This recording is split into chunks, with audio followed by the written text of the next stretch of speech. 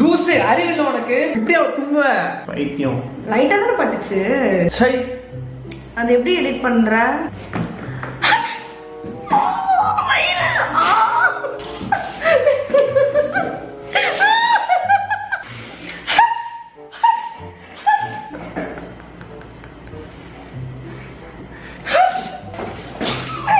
Stupid guy.